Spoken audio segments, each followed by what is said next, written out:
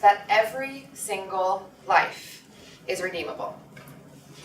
And for a long time, what that looked like is that I thought that if I did all the right things, and if I worked hard enough, then I could start that redemption in someone else's life. But after some failures, along with some successes, but never on my timeline, I realized that this belief might be a little bit more complicated than I first thought. And I started to ask myself, but if I'm not the one sparking this redeeming, then how in the world will it ever happen? And I've come to realize that the final and the key ingredient comes from the person whose life needs this change. We as an organization cannot force redemption in the life of another person. But what we can be is like a lighthouse, perched among the rocks, shining light so they can clearly see their path home. And what this looks like for us is that we often are investing daily in a child who is not yet ready for this redeeming process to start. We're investing in her worth, in her mental health, and in her self-esteem.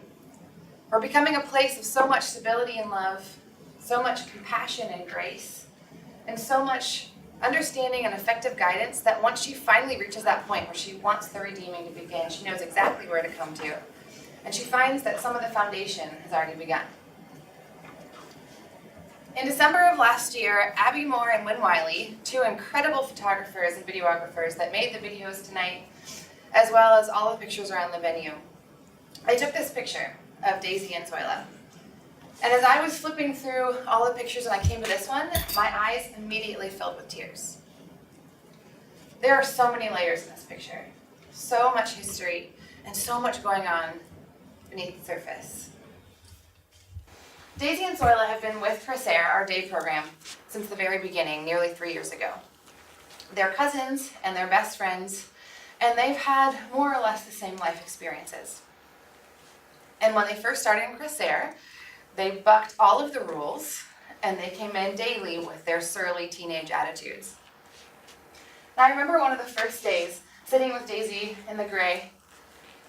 As she sat on the couch, we talked about her starting school in the next few weeks. She'd just sat in the corner with her arms crossed and her shoulders hunched over, and she was telling me all about how Jilly doesn't like her, and how she treats her differently from all the other kids, which I was positive was not true. And every time I would ask Jilly to send me a picture to send to a donor as a thank you, I'd get these pictures of 9 happy and smiling kids. Then you always have that one kid who just can't look at the camera at the right time, so he's looking at the sky or at his shoe or sticking his finger in the ear of the person next to him. And then Daisy, who was glaring so hard at the camera that it looked like she was trying to bore a hole in the lens.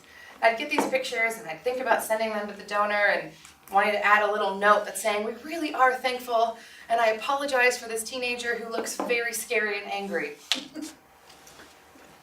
But nowadays, this picture is her norm. And it still gives me goosebumps every time I see the light in her eyes and this huge smile. She's been with us for the entire nearly 3 years without any disruption, which means that she's been progressing in school.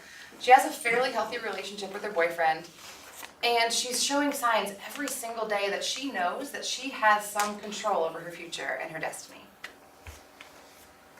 Zoila's path has been very different. At the end of 2016, her family moved to a community that was fairly far away from Corsair. And we gave her bus money, but then she would use it on other things, and then she eventually just stopped coming. 2017 for Zoila was hell. She experienced abuse, she dove headlong into drug use, and she lost a year of school. It was a year of reaffirming to herself every terrible thing that everyone has ever said about her.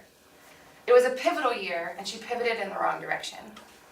Her life became that much more difficult to redeem. But then, in September of last year, something wonderful happened.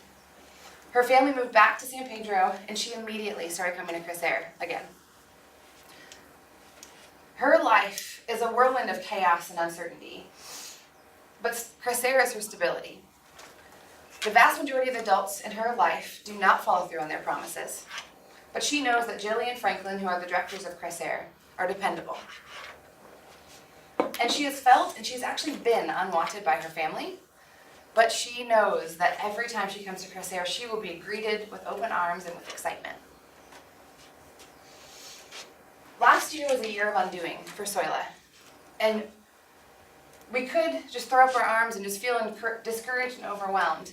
I mean, she's 17 and she's in first grade, so what's the point in giving her an education?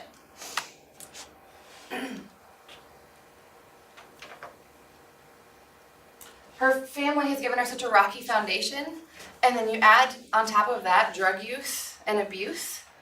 What's the point in investing in her whenever her wounds are so deep? Shouldn't we invest in someone younger, someone a little bit more whole?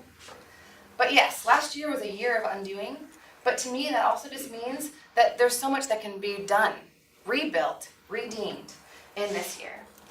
As soon as she came back, she started meeting with our psychologist, Jenny, and I cannot believe the number of walls that have already been torn down for her.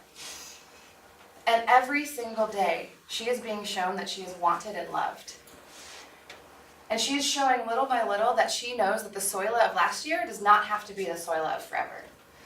And she is choosing to look at our little light on our lighthouse, to pick her way across the rocks to our door every day. And she is showing that she wants to live a life redeemed. In a few minutes, you're going to watch a video about the accomplishments over the last year with TCHP. It's 365 days of what can be done. And then it's an invitation for you to join us financially over the next 365 days. One of the things that we'll be raising funds for is $500 for Soila to receive some sort of training in baking or sewing or making some sort of craft that she can sell. It's some way that she can earn a little bit of income while she's continuing her education. We're also raising funds for some specific things like psychologists for the girls, swimming lessons, or a computer lab, and new sponsors for our kiddos. But this year we also have a goal for monthly donors. Our hope is that 20 of you today will make a commitment to us monthly so we can provide stability for the kids as you provide stability for us. And we're hoping that you make a commitment to the work that we're doing, the battles that we're fighting, the victories that we see, and the redeeming that is happening.